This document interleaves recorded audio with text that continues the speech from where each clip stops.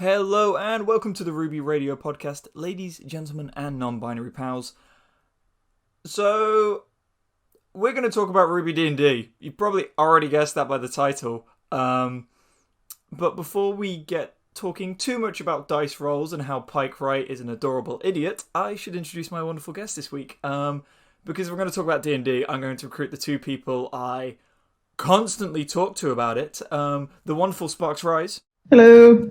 And the lovely Rihanna, aka Empress of Edge. Hey. Right, you guys have got to put up with me talking about D&D for another 30 minutes or so. Good luck. So, if you have not seen, first of all, we're going to smack a giant spoiler warning on the screen. We're going to talk about the RWBY D&D campaign that recently was released, called the Grimm Campaign.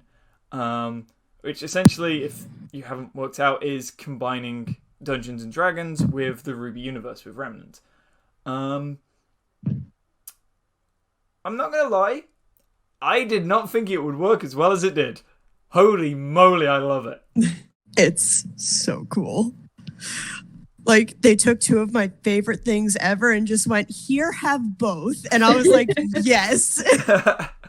So, just going to quickly run through the cast and who they're playing. Eddie Rivas, one of the four writers, is the DM, which, perfect choice in my opinion. Like, that man is far too good a storyteller. The four players are, if I get the names up, it's Chris Kokinos, is playing Phoenix Nemian, who is a lion faunus.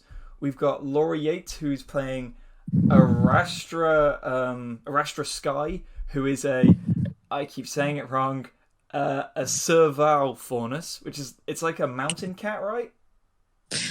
Yes. I think so. She's got, I think that's what they said. She's got like cool giant cat paw legs. They're awesome. We've got Chad James, one of the main cast of Rooster Teeth and of Death Battle. He is Asher. And we've got Kerry Shawcross, of course, writer, voice of Neptune, who is Pike Wright. So instantly, I already love this band of complete idiots. What do you guys think of the group of them? Phoenix has my heart. Yeah. He's such an idiot, and I love him. Yeah, this group is not. There's not many brain cells in this team, is there? Really? I have a feeling the restaurants have most of them.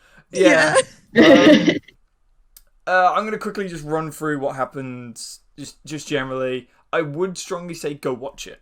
It's really cool. It's quite. If you're familiar with watching D&D videos online, it is quite different from Critical Role, which you've probably most likely watched. It's 45 minutes, I believe, the episode. Yeah. They kind of cut out a few of like just the in between bits. It's very entertaining. Especially Chad James and Chris Kokinos. They really are having far too much fun with their characters. Like, from what you get is a group of 4 huntsmen. That's them. Get called into it's minstrel, I believe. They do say it's minstrel, right? Mistral. Oh, not the. Please, sorry. Please put me out of my misery. Not the chocolates. Mistral, not minstrel. Mistral. Yeah, it's in Mistral, correct? I'm not imagining. It's in Mistral. Shut up. It's in Mistral. Yeah. The group of 4 huntsmen are called to be called in by Professor Lionheart, because they have said this happens before the events of RWBY. Or at least before the events of Volume 5, we're guessing. And so, before they can get there, their airship that they're on crashes down. They have a fantastic free-falling scene of trying to slow the descent before having a fight with a Beowulf. And of course, save the Taccos. I was knew very the Taccos are going to make it onto the podcast. The Taccos are going to make it. I've forgotten what happens at the end of the show now. Sorry. They were going across rope bridges. That's where it ended. The banter between them, I love. I love them. Flipping Phoenix with a flipping bag of the Remnant version of Taccos, which are officially called Taccos, is the greatest thing on the planet. I did not go into this session thinking it would be the Grimm Campaign, aka the quest for Taccos. This is everything I've ever wanted. I want a Tacco now. Like, does it taste different? Is it like better? Can you like throw it at a Grimm? Could they have used it in the RWBY food fight? Like shurikens? Come on, you could do that totally. Yeah.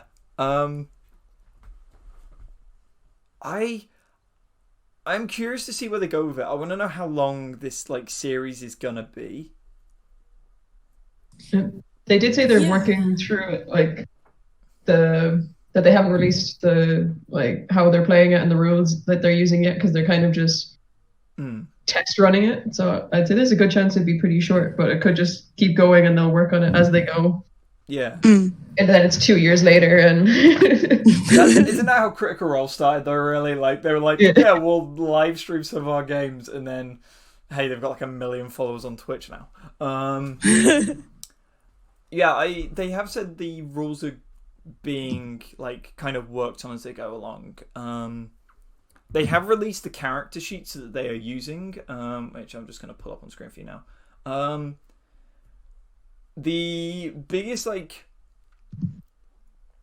change per se to the mechanics is that HP is now aura, and you get a certain amount of aura points depending on what your semblance is, and using your semblance uses up aura points.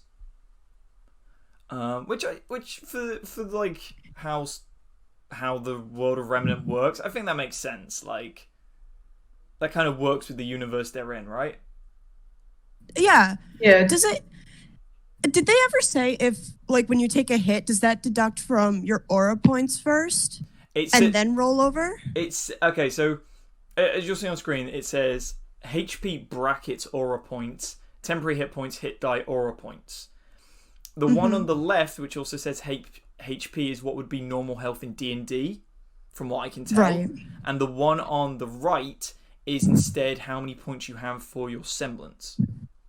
Because as they released the character sheets for each of the players in the game, Arastra has 21 aura points.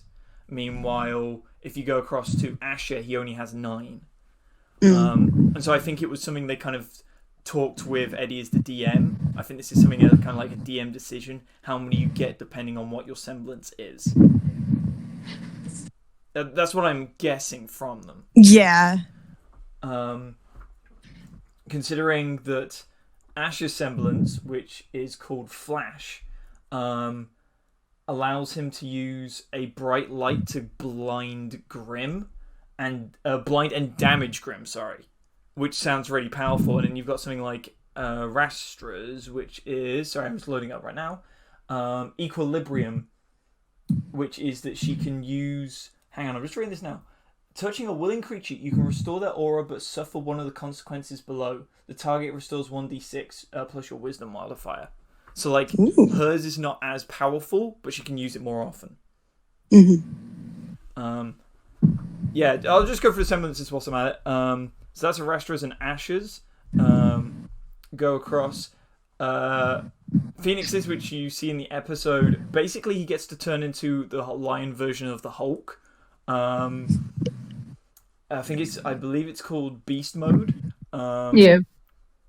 And I think it cost something like 2 aura points to activate it, and then it was an aura point per turn. So basically it was like raging as a barbarian. And then my personal favourite, which we've yet to see, is Pike Wright's, which is called Unsure Fate.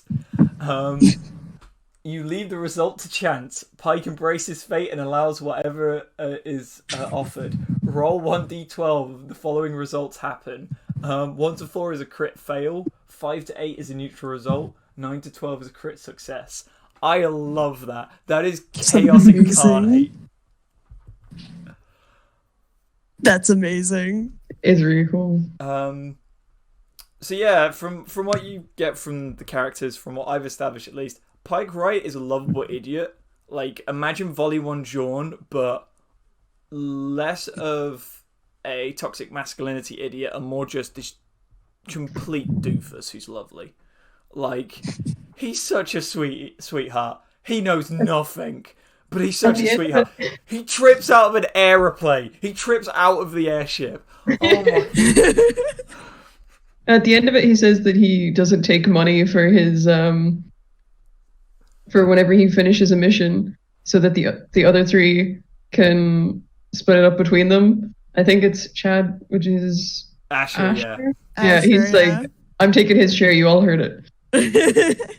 Their but now dynamic it's is like, great. is Pike like a trust fund kid or something? Like, how is he able to afford to not be paid for his job?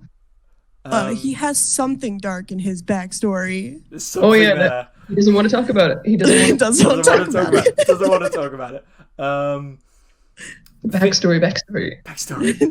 Phoenix is the definition of pure of heart, dumb of ass. Like, I love... He's already my favourite. He dives out of an airship to go get Taccos. Like, that is commitment. He's valid. Like... And Asher using one to get him to come out of the beast mode was so funny. I rate from the character art we were given and like the description of Asher before, because they teased a lot of this on Twitter if you haven't seen. And I'll throw the character design of Asher. He looks like your very stereotypical rogue in D&D. Yeah. Like, ultra stereotypical. And I thought we were totally going to get the, like, oh, I'm the edgy rogue with a dark past, but I never talk about it because I'm secretly an anime protagonist sort of thing. Oh my god, Chad James gave us so much more. Oh, I love him. He is both a mixture of, like, slightly sarcastic wit and dumbass. The first thing he's trying to do is grapple hook Grimm to an airship to keep it in the air. There's no logic in that.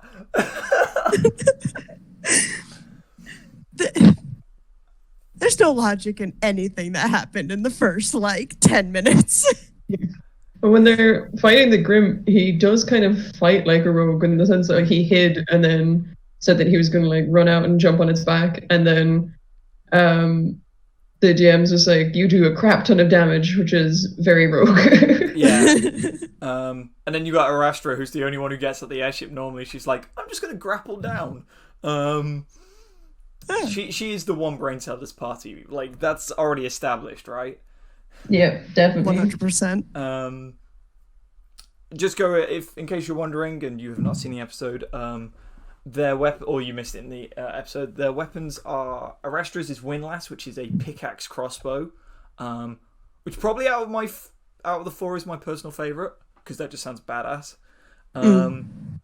Asher has, they're like dual daggers called Fortune's Fang. One is a sword breaker, which I did not know was a thing until this episode. I had to Google it. It looks awesome. And the other one is like it's like a miniature glaive, like a dagger glaive, which apparently he can throw.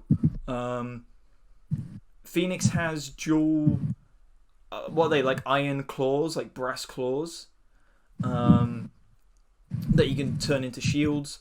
And Pike Wright has a drill cannon. Yes, a drill cannon. He's a character. I want to know which character, like, how... I imagine this has been something Kerry's been trying to get to RWBY for ages, and Miles like, no, we are not adding a drill cannon. And Kerry's been waiting for his moment.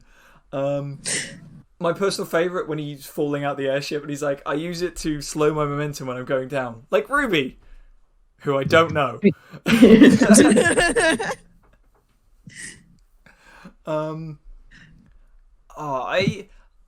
The one thing that's interesting, if we're talking mechanics, everyone has 4 proficiencies with their skills, with the exception of Arastra, who has 5. I'm guessing maybe again it's like with background in D&D you get an additional one, maybe depending on what your background is. Who knows? They all have 1d10 hit die, so that's. Some of them rolled really well with their hit die. Looking at you, flipping Chris Coquinos with 24 hit points out the gate, and then you got other people like Arastra who's got 10, or Asher who's got 11. I feel sorry for him. But this is the interesting question. Where do you see RWBY D&D going from this? Granted, this is very early on, one episode in. I've seen most people I've seen have loved it. What are your thoughts on where this may go? I'm really excited to see how much of like just more lore and more like of Mistral we get to see, and just seeing it from a completely new perspective, i.e. not in a single room. Which is gonna be really cool. You mean actually getting to see Mistral? It's going to be really cool. Actually, The I place? believe it's pronounced minstrels. Fucking hell. Anyway. I'm already hyped for whatever D&D merch that they come out with. That was totally Yes. something. I was going to say this. I bet if... I had the strong theory that if RTX had gone ahead, we might have seen RWBY D&D dice there. Oh, I can't imagine we're not going to see some sort of like maybe a dice set for each of the main characters, like a yellow and black one for Yang, a red and black one for Ruby, a blue and white one for Weiss, a purple and black one for Blake, etc., etc. and they will have my money. All Of it. If Do you think they'll promote it with the main 4 girls, or that they'll promote it with the main 4 people from I'd the Grimm imagine the Campaign? main 4 girls, just generally as like all-purpose D&D dice. It would be interesting to see some merch if it gets popular enough, because of course, like they're not just going to make merch if it's not very popular. But if it does get popular, it'd be nice to see like merch of the 4 characters.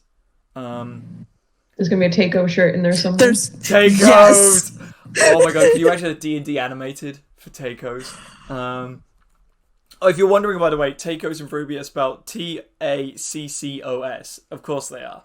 Oh my god, Taccos! I'm still losing it over Taccos. Speaking of other great lines, when Astra rolls a 24 on, I think it's Perception, and Chad just straight face goes, Astra sees through space and time. Oh my god. I wasn't expecting the roll system that they used, like having the dice show up on screen. I don't know how I feel about it yet. Thank you for reminding me about that, because I had completely forgotten. If I remember the name of the software they're using, I've completely forgotten the name of the software. It's Tailspire.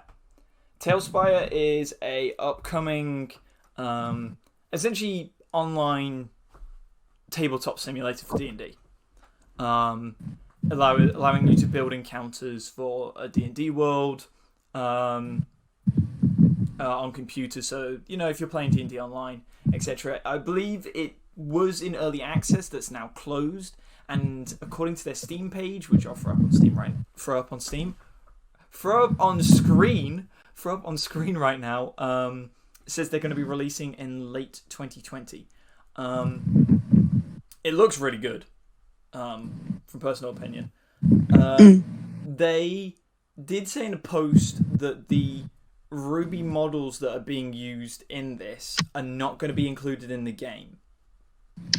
Now, I'm interested to see if maybe that will be something that's released down the line or as like DLC for it. Because I'm already considering getting it, but I would totally get it if it had like the RWBY models in it, like the D&D Beowulf miniature. Like, that is awesome. Yeah, it looked really. The funny thing is they evidently haven't got character models for each of the player characters, so they just had like generic fancy ones. I love the fact that Pike Wright was a tiny little dwarf. I love it. Yeah. And I say, stop that. Pike Wright is the best. I love him. Yeah, go back to what you said, Sparks. I believe Mistral, they've said is the biggest kingdom, like for like actual area itself, and we really didn't see any of it in Volume 5. So it'll be interesting to see like how much they explore and go through. I'm just trying. Eddie mentions they're heading somewhere in it. It was it's not CRWBY. I'm trying to remember the name of the place he said he was going to. Don't suppose you're valid. I can't pronounce it. Have you got it spelled out? I'm trying to remember what it's called. It's something with a K. I can't pronounce it either. I couldn't say it. Like they kept saying it, and I was like, Kushinashi. I'm gonna say Kushinashi. If it's wrong, I'm sorry. I'm taking a guess at it. Kushinashi. It's from what they've said, it's like one of the shadier parts of the kingdom because it's far away from the city of Mistral. And I believe when they gave the teaser for the series, they said something along the lines of there's often more dangers than just the Grimm. Yeah, they said something like people can sometimes be just as dangerous, if not more, than the Grimm. Yeah. In Crow's edgy voice. Oh yeah, they got Jason Liebrich to do the intro and do a little voice clip for them, which was nice. Yeah, it was really cool. The other thing that's really got me is that Eddie Rivas has said that depending, because there's other things in play, like if they go slightly too off the rails, but they are intending for most of this to be canon within the RWBY universe. So yeah, what will happen if they like accidentally kill off like Lionheart? Like, does it reveal that Lionheart was like an imposter this entire time? Like, who knows? It's evil twin brother. Oh, the interesting thing. The bit I really want to see is how they do evolve this, because I feel like this definitely isn't their final. This is not their final form. This isn't like the version they are going to finish with. Because I get the feeling there's a lot they're not currently showing us per se. Like, that will be changed. Which brings me to the thing that I always torment you two with, that I'm constantly asking you questions about, because I can never shut up about D&D. What do you think, or what would you add to RWBY D&D? What mechanics? The only thing that was, I don't know if this is because other D&D have just become my entire life and I'm used to their way of doing things and the way that I play D&D, but it was bothering me a little bit when they were cutting between, like, they didn't really mention damage much. Yeah. Yeah. And the system that they're using had the damage, like, had the dice really far away sometimes, and I didn't even notice it when it was there a couple of times until I was like watching the episode again. So I think physical dice rolls will just always be where my heart is. And the like 5 minutes where you suddenly forget how to do do math. Basic math. It's like, what's 5 + 2? I don't know. That was the only thing that was getting me, but I think it's just because it's different. Yeah, I think that might be something they solve with time, per se.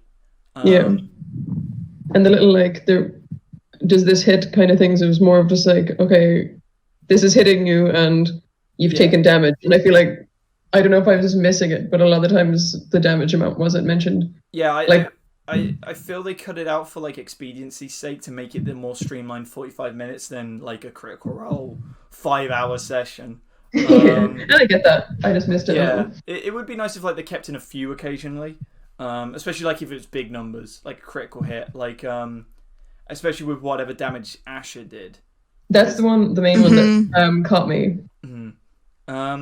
What about you, Rihanna?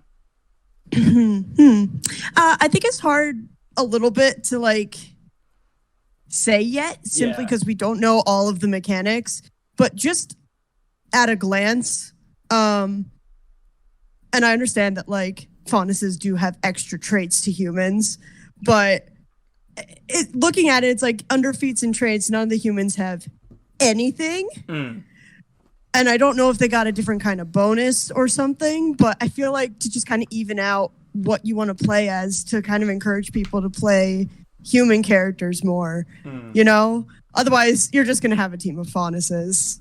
And yeah, which is great, don't get me wrong, but, you know, balance. I was going to say, again, if you go with D&D 5e, humans in that have, I believe it's either you get a +1 to every stat, or you take a special feat, which are like special abilities, if you don't know. Do you think like either of those would work in this situation? Or do you think like that'd be a little too overpowered in comparison?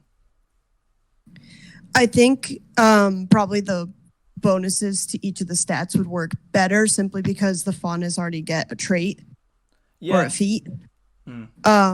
So that could be the difference between the two. Are they using a leveling system? That's a good point. No, there's no level. There's no level. Yeah, I just only noticed that there is no level. I was just thinking about it because I was wondering if when they level up, would humans eventually be able to get a feat, and that it's just that faunas start with them? Yeah, it just says class and level. It doesn't have one. And I was going to say, they already have some pretty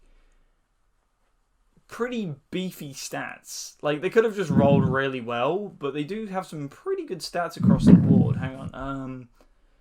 24 perception. You see through time. I was going to say, Astra's is 14, 14, 10, 14, 16, 8. That's some pretty damn good rolls. 14, 16, 13, 11, 10, 15 for Astra.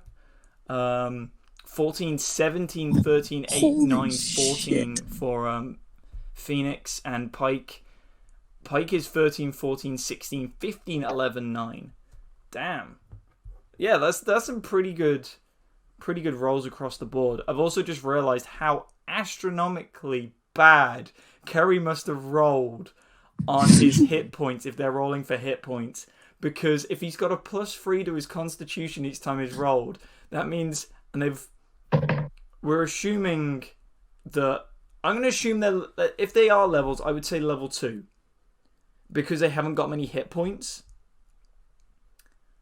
That means... Level 1 or level 2, yeah. I say level 2 just because... 24 is one of them, isn't it? Yeah. Yeah, Phoenix has a 24, and they all have a 1d10. It's insane. That means, hang on, so if you get a +3 every time, take away 6... That means a Kerry rolled a 7 on both his 2 rolls for hit die with a d10. He rolled a 7. Oh, what a poor man. Oh, that sucks. What if they're a level above? If they're like level 3 or something, and he rolled a 7 on 3 rolls. There's such a huge difference in their hit points. Oh, the one thing I will say I think they nailed perfectly was getting across both semblances and weaponry. I feel that was the bit that I was stuck on. I've mentioned a few times on the podcast, like I'm trying to come up with ideas how it could work. I feel they nailed that. Like it felt. If you have a look at the stats again, I'll flip through them on screen. Like the drill cannon of how it's 1d10 bludgeoning damage when it's a cannon, but it's 1d6 when it's a drill, etc. etc. You've got pounce ability with Phoenix. You've got Ash has got like 2 d4 and a d8 weapon, like for a dagger and a glaive. I felt that it translated really well. Definitely. Yeah, they did a really good job of it. And for like the aura points, so basically like key points with a monk, or like spell slots with pretty much every other class. The way the aura points work, of the using your aura drains from that, I think that works pretty well. I thought it was interesting that Phoenix passed out from using 2 of his hit points for his beast mode. It's great, but you need a little nap. It's just when he's passed out on the ground and the Beowulf just is on top of him and he's like, shit. I did like, there's evidently a lot in post-editing they've done. Some of the slow zooms on people are just amazing. The bit where Pike trips out, you just watch Kerry do just a slow spin in his chair. And he slowly rotates around. Oh my god. They had another one on Carrie when it was like, doesn't want to talk about it. He doesn't want to talk about it. It's like zooming in on him every time. Doesn't want to talk about it. Oh yeah, the one where Chris rolls like I think it's like a 7 on athletics check, and you just see him hang his head like so low. The sound effects as well were really cool. Yes. So it'll be one thing I've got right. Okay, what happens if you burn all your aura points? Does that also burn your hit points? Because they're the same thing technically, right? Yeah, some of them have a way more aura points than they have hit points. So it'd be an interesting one. I remember Eddie saying something about like if you run out of aura, you instantly go to like 3 points of exhaustion. Oh, that's interesting. Hang on, 3 points of exhaustion. I'm just bringing up what 3 points of exhaustion is in D&D because I think D&D. I recall him saying something along those lines. Can't you get a certain amount of exhaustion points where you just die? Yes, I believe so. Grappled. Yeah, I use my semblance. Okay. Disadvantage at the 3rd level exhaustion. Disadvantage on all ability checks. Speed is halved. Disadvantage on attack rolls and saving throws. Oh, damn. That's a lot. Yeah, level 6 is death. Oh, wow. Oh, my God. Yeah, exhaustion. Level 6 is death. Level 5 is speed reduced to 0. Level 4 is hit point maximum half. This is with D&D 5e, by the way. I kind of like that and kind of don't. I suppose it means you got to conserve your aura, haven't you? But on the other hand, like we've shown that fighters can easily carry on without their aura. Because, I mean, Winter goes toe-to-toe with Cinder without her aura. And, I mean, she gets beaten up pretty badly. But, like, she goes toe-to-toe with her for at least, what is in the show, at least like a minute and a half, whilst Penny's getting the Winter Maiden powers. Spoilers. That was the other thing I was going to mention. Like, what happens if your HP aura runs out? Do you instantly get knocked unconscious? Or can you still fight with a certain amount of hit points left? How does that work? Yeah, it's really interesting to see. I feel like there's still so much we have left to see with how they're going to run it. And they may even change it if it doesn't work. Yeah. You could have it that, like, maybe your hit points is half of your aura points added on at the end. So take Ara Astra, she's got 10 aura points. When that gets knocked out, she's got 5 health, and that's it. And that's like her actual health, like her like getting cut up and whatever. I just can't get over the difference between Phoenix's HP and his aura points, especially when he had to burn 2 to use his beast mode once. I think it's because his is so powerful, I guess. Yeah. Because it gives him... Yeah, he gets +1 to strength, dex, and con whilst it's active.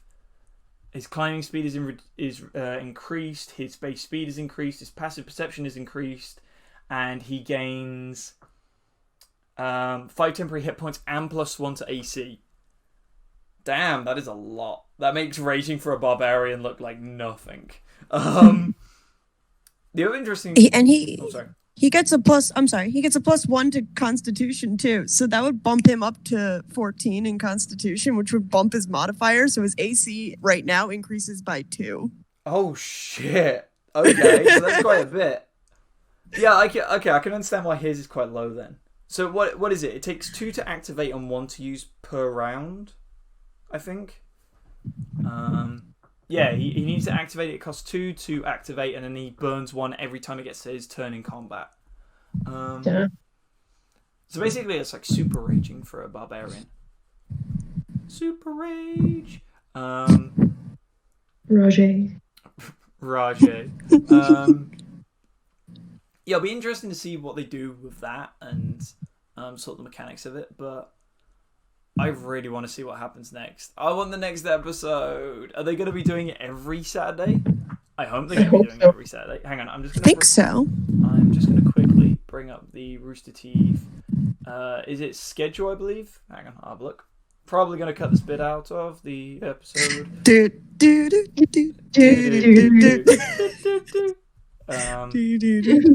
Saturday, August 22nd. There's nothing currently scheduled. So we'll find out, I guess. Hopefully there will be something. But yeah, I just can't wait for the next episode. I found myself more engrossed by it than I thought I would. It was really funny that, like, even though, like, compared to things like Critical Role, the session was so short, I became so attached to the characters so quickly. Oh yeah.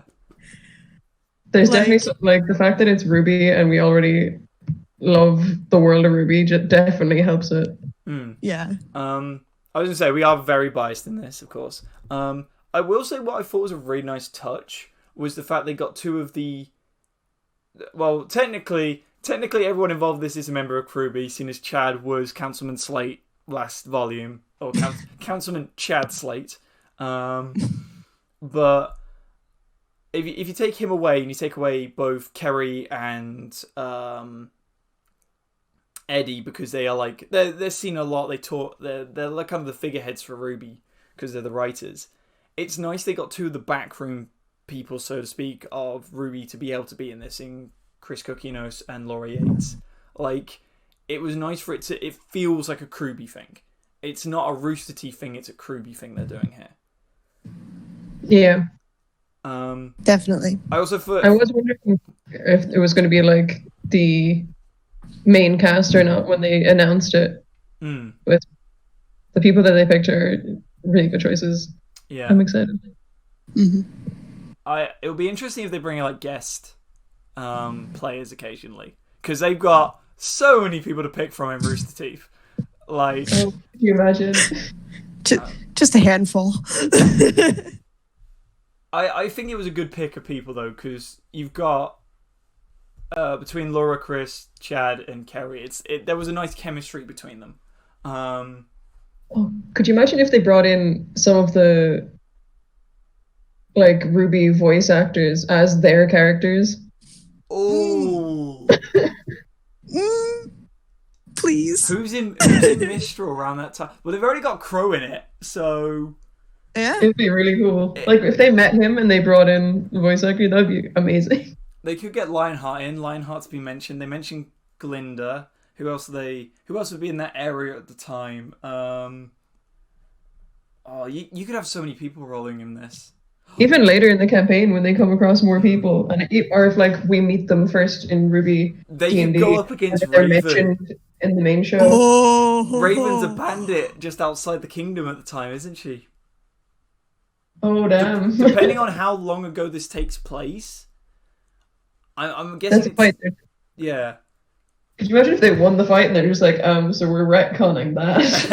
Yeah, but it's like Raven's like, and suddenly, boom, she escapes. She's gonna have to be like level 20. Yeah. Oh, I really want to see that now. The team has to take on Raven. Oh, that'd be awesome. Anyway, very excited for it. The big question is though, when would you guys be up for a RWBY D&D campaign? Because come on, we got to do it now. People are going to be doing their own campaigns. You guys up for doing one? Absolutely. Yes. Right, Rooster Teeth, please give us the rules you're using. Even the ones in development, we want to know, please. Aside from that, as I said this week, not much to really talk about other than I just want an excuse to babble on about D&D. Again, strongly advise you go watch the episode on Rooster Teeth. It's currently only for first members. They said that next weekend it's going to go up for free to everyone on the site, but the rest of the series will only be for first members. Go watch it. It is an absolute ton of fun. And I hope we get to see more RWBY D&D stuff soon. Me too. Yes. Aside from that, I don't really have anything else to say. You two? I think that was everything. Taccos.